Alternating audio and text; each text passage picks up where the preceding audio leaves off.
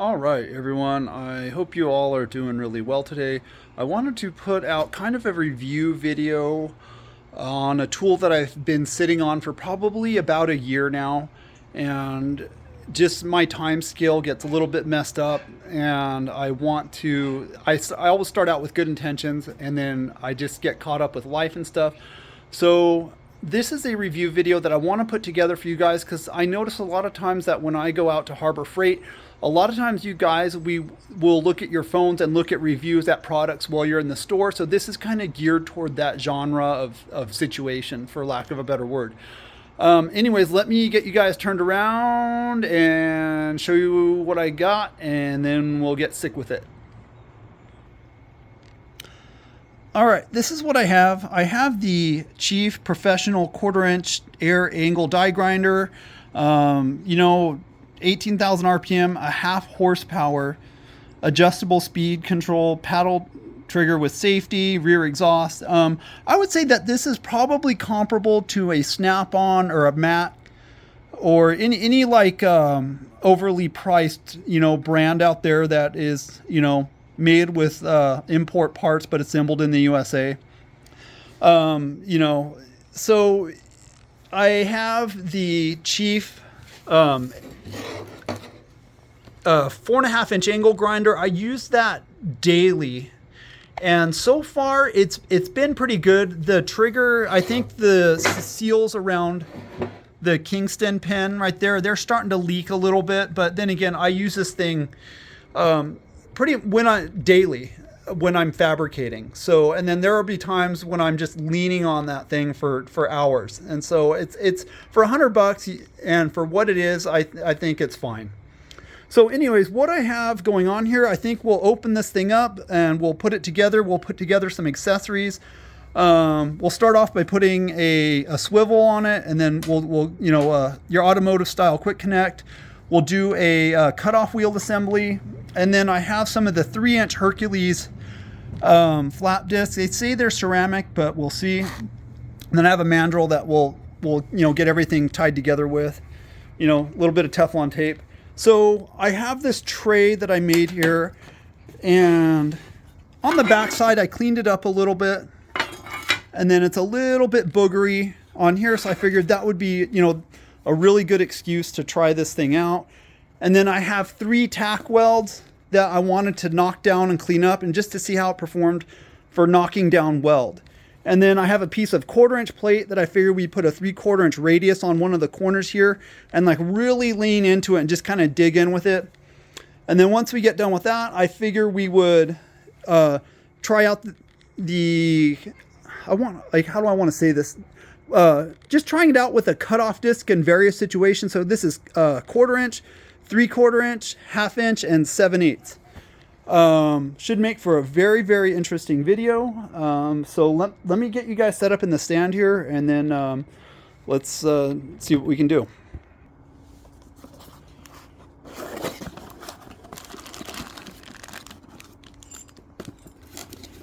All right, my overall impressions here. Comes with a 17 and 11, just the right size to lose. I want to see if there's an 1/8" arbor. So, no, I guess not.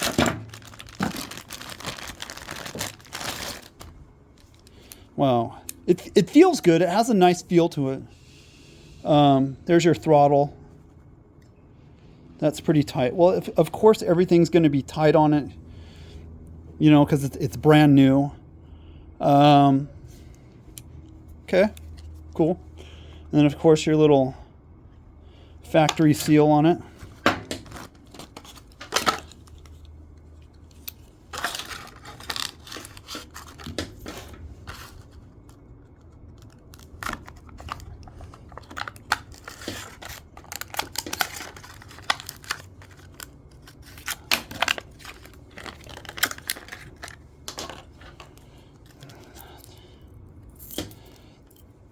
I'm going to get a rag with some acetone to clean off the adhesive on this right here.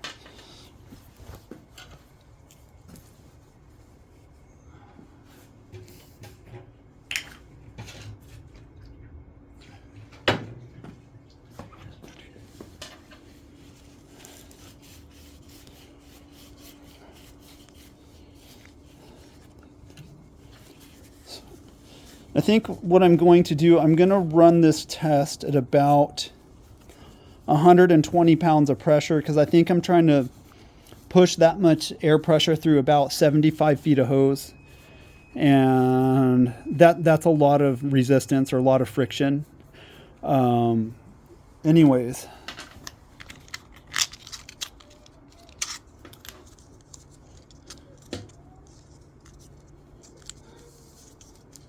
And then like there's this ongoing debate with a lot of people that make videos about air tools and like how to, you know, get more volume through your hoses and your fittings, and like buying expensive fittings and like all that stuff. And it's like, for me, just make sure you have an air compressor that is capable of developing 175 pounds of pressure. And if you want more volume to push through your line and your fittings, simply just turn up the pressure. It's like, it's pretty simple.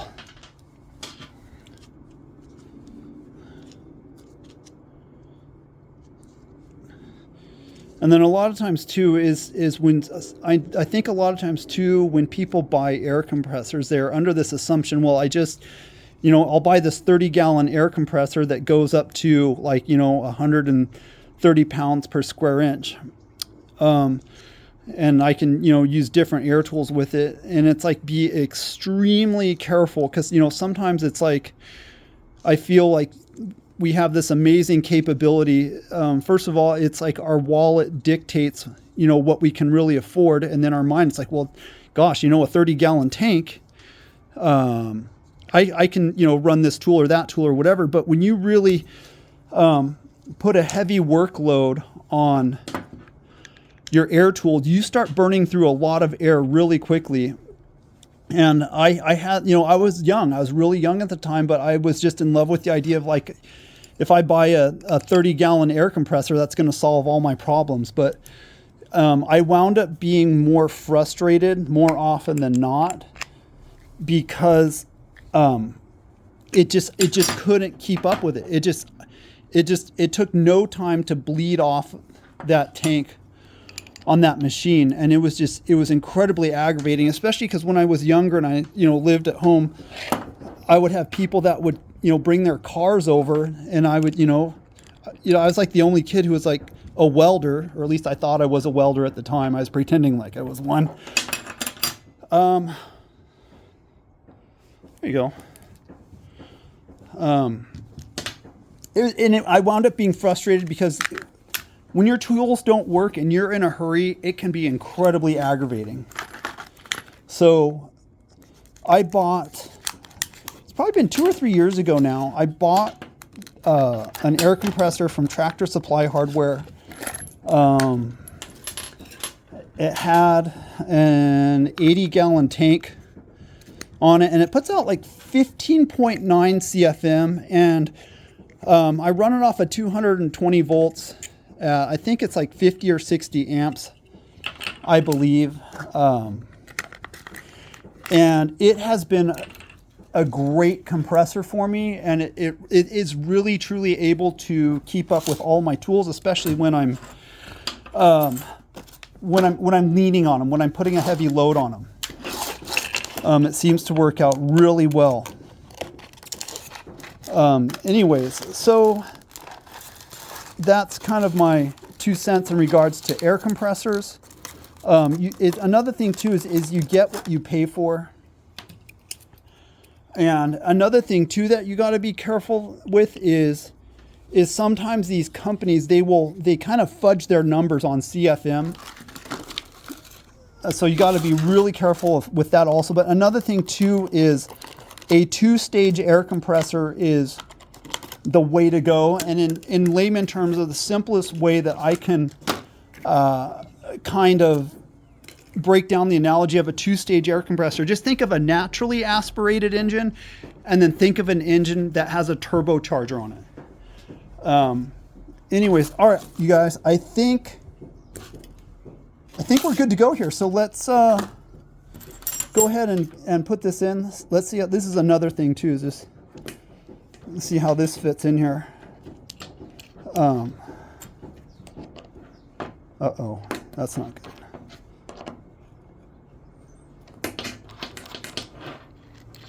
Let's sometimes. Oh, there we go. Now I have the other.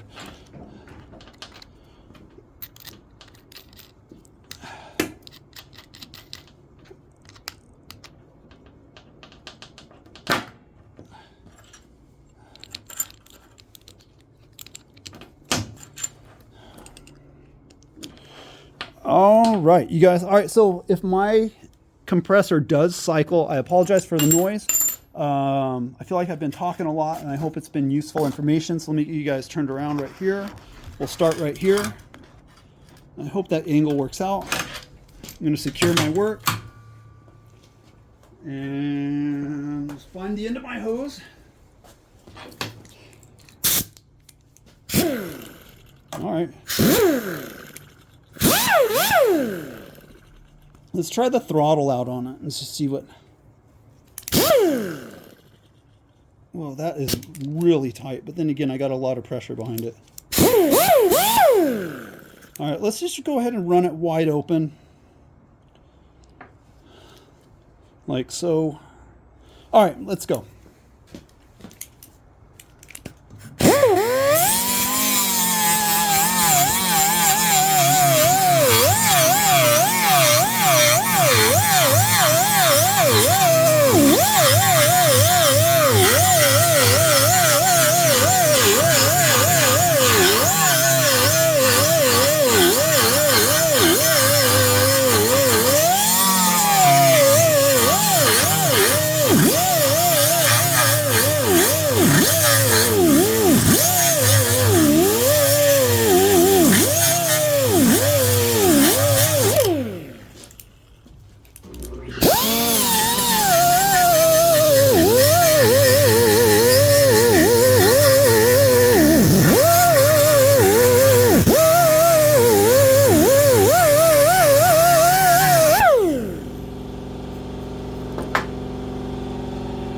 All right, I think that's about a 10-inch tray. That's this is 16 gauge metal.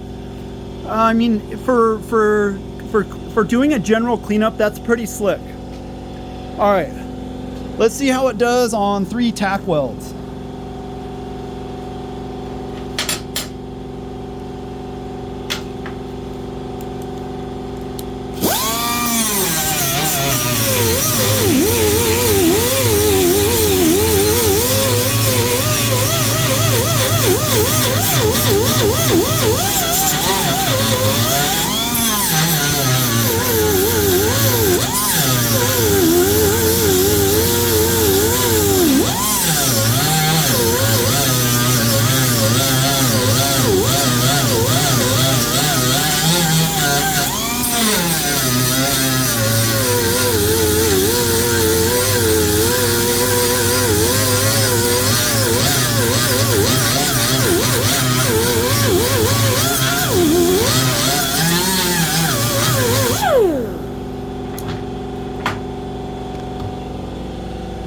All right, that's pretty good. I'm to be honest with you, I'm pretty impressed about the time that it took to knock those down. Another thing too, I was really, you could hear it bog down, and I was putting like quite a bit of pressure on it, and it still, it didn't stall out. So that's pretty impressive, but I still think there's no way in hell that thing's a half horsepower. All right, let's put a radius on some 1/4-inch plate.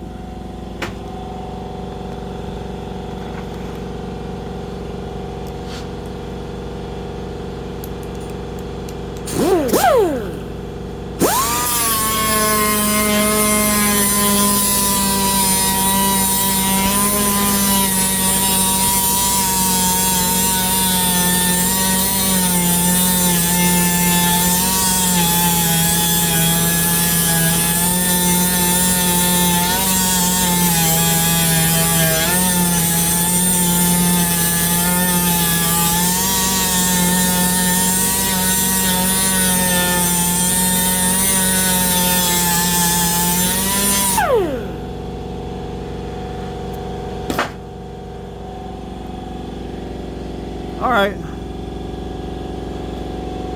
that's really good, because a lot of times too, I come across situations where I have to put in a radius to make parts fit, and that was able to knock down or take down quite a bit of material really quickly.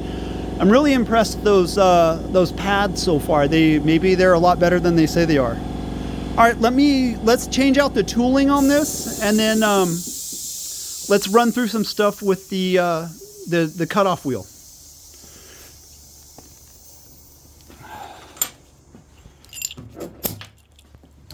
Disconnect the power source. Discharge any stored energy. I'm just following MSHA rules for all you safety guys out there.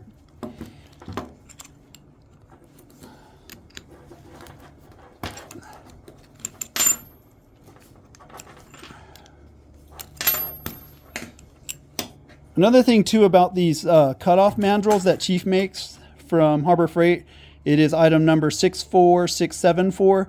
They are made in the USA, believe it or not.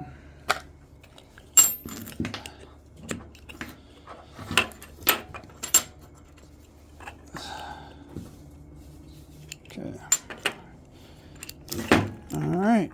So my intentions are to be able to help you guys out that might be in the market for an air die grinder, especially if it's, a lot of times people too, I think they'll, in a soft way, kind of retool their shops at the beginning of every year. If you have a tool truck or a service truck, you'll,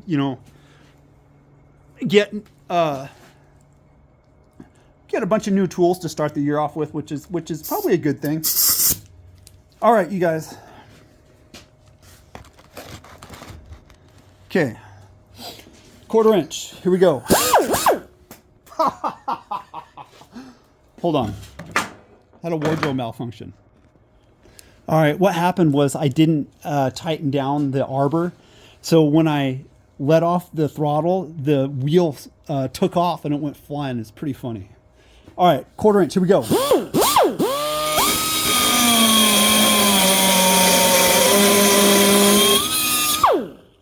3/8.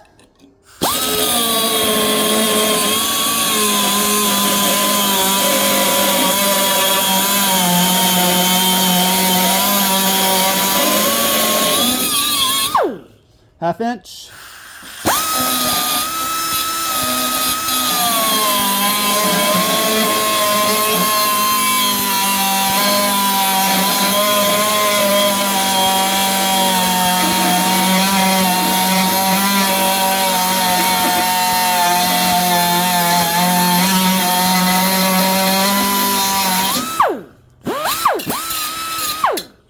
Seven eighths.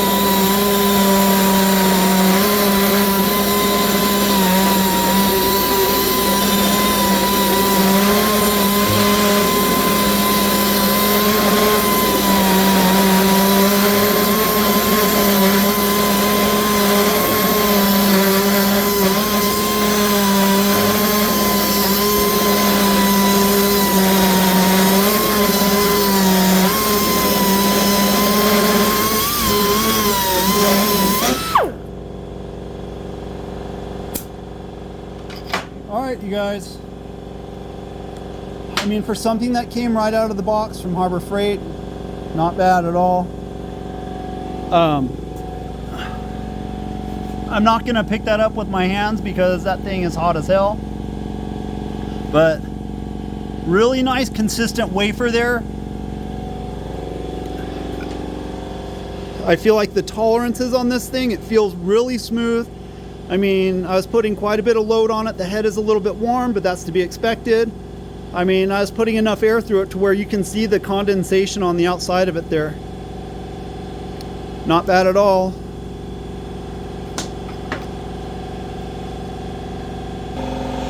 All right, you guys, I hope you guys can hear me. I feel like I'm talking over my air compressor. Anyways, thanks for joining me today. If you find this useful and informative, please like, comment, and subscribe.